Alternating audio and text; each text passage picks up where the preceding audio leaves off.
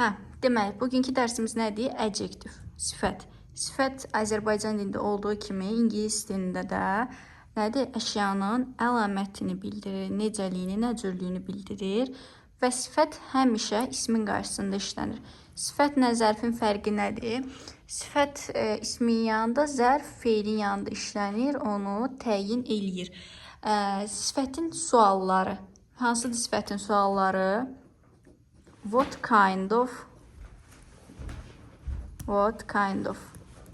Necə? Nəcür? Sonra which? Hansı? Və bir də what?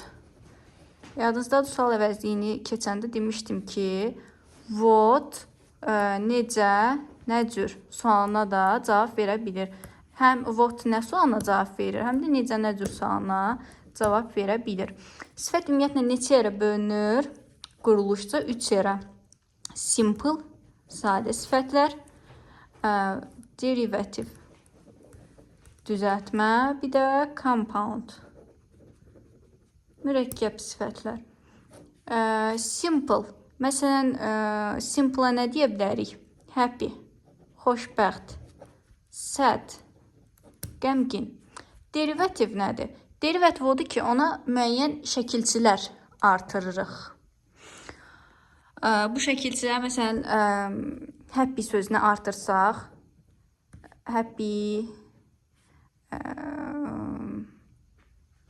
yox, o sizin proqramınızda yoxdur, bunu keçməyək.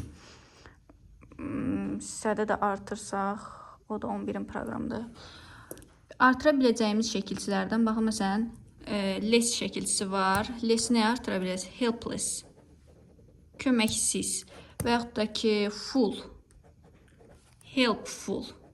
Bəli. Sual verə bilərsən təbii ki. Homeless. Homeless, bəli, less homeless, evsiz. Sonra able var, drinkable deyirik, içilə, bilən. Bir də bundan əlavə biz şəkilçilər nə edəcəyik? Əzbərləyəcəyik. Baxın, hansı sifət düzəldən şəkilçilər var. Buradan yazaq. Less, sonra full, Ous'dan nə yaradırıq? Dangerous, məşhur o. Delicious, sadədir. Sonra y şəkilçimiz var. Able var. İble yazılır, able. Sonra ly. Yadınızda saxlayın. Ly həm sifət, həm zərf düzəldən şəkilçidir. Sonra ant, ent var. Ant, ent. İc, başqa, iş, məşhur. Foolish. Sonra al. Nature sözündən natural yaradırıq. Çox vaxt deyirik ki, natural sadədir. Xeyr, nature sözündən yaranıbdır bu. Sonra ing. İng şəkilçisində yadımızda saxlayırıq. Həm isim düzəldən, həm də nə? Sifət düzəldən şəkilçisidir. Məsələn, boring deyəndə artıq olur nə? Sifət, can sıxıcı. Amma building deyəndə nə olur? İsim, bina. Sonra gəldik compoundlara. Compoundlara gəlməmişdən qabaq görün, burada başqa toxunacağımız bir məqam varmı? Compoundlara keçməmişdən qabaq ön şəkilçilər. Məsələn, ön şəkilçiləri də hara yazım? Buralara bir yerə yazım. Ön şəkilçilər də əzbərdir. Bunun qaydasını ayrıca keçəcəm sizə. Bura bax. Im. Məsələn, impatient. Yer yoxdur deyə yazmıram. Sonra orada var incorrect, disappointed var. Sonra unemployment və yadımızda saxlayırıq. Çox vaxt bu ön şəkilçilər həmin sifəti inkarlaşdırır. Məsələn, correct düzgündür, incorrect deyəndə olur yanlış. Sonra mürəkkəb sifətlər. Mürəkkəb sifətlər haqqında bizə məlumat verməyiblər. Yəqin ki, bu imtahana düşməz. Sadəcə bilirik ki, sifətin quruluşuna görə 3 növü var. Sonra keçirik sifətin dərəcələrini. Bilirik sifətin dərəcələrini. Degrees yazırıq. Degrees nədir? dərəcələr. Başlayırıq birinci. Adi dərəcə. Mütləq bunların adlarını bilməliyik uşaqlar. Adi dərəcə nədir? Positive degree. Yəni bu zaman sifətə heç bir şəkilçi və yaxud da ki qarşısına, əvvəlinə falan heç bir şəkilçi artırmırıq. Yəni göstəricisi olmur bunun. Bu əsas göstəricilər nədir? Baxın, adi dərəcə deyəndə as, not so as, so as kimi ifadələrdən istifadə olunur. Məsələn, bizə nümunə verir. Bir dənə buradan nümunə götürək yazaq. This problem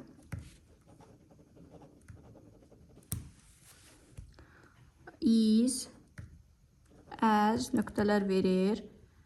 Bir dənə də as verir. That one. Bizdə də variantda verir. Important. B variantı most important. Sonra bir dənə də C variantı verir. The most important. Bir dəqiqə. Bəli. Baxın, bu üstünlük dərəcəsidir.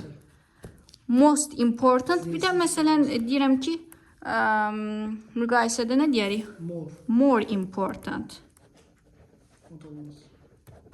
Bunların hər birinin the most'un da, more'un da öz göstəriciləri var.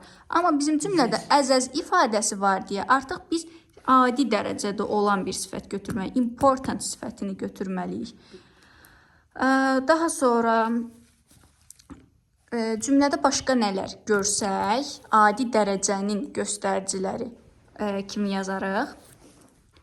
Əzbərdir bunlar, əzbər.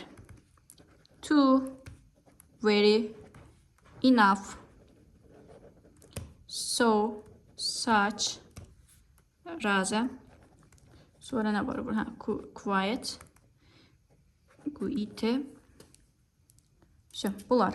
Əgər bunlar varsa, to, very, enough, so, such, razı, quiet və variantlarda yenə important, most important, the most important, more important varsa, həmin dəqiqə gedirik adi dərəcədə olan hər hansısa bir sifəti götürürük.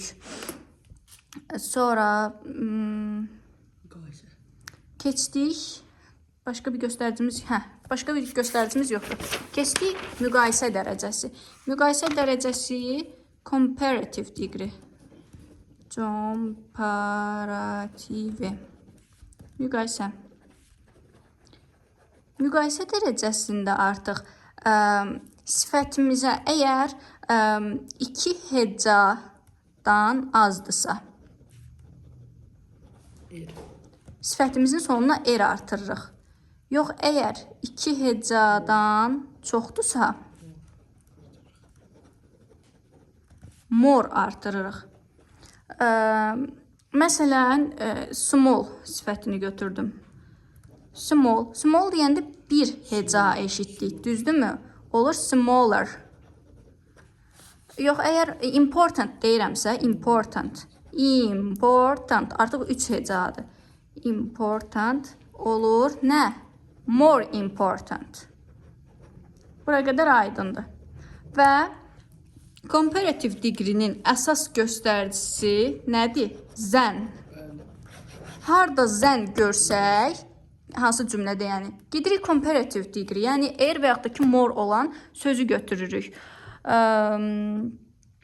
Məsələn, nümunə görün burada var. That room was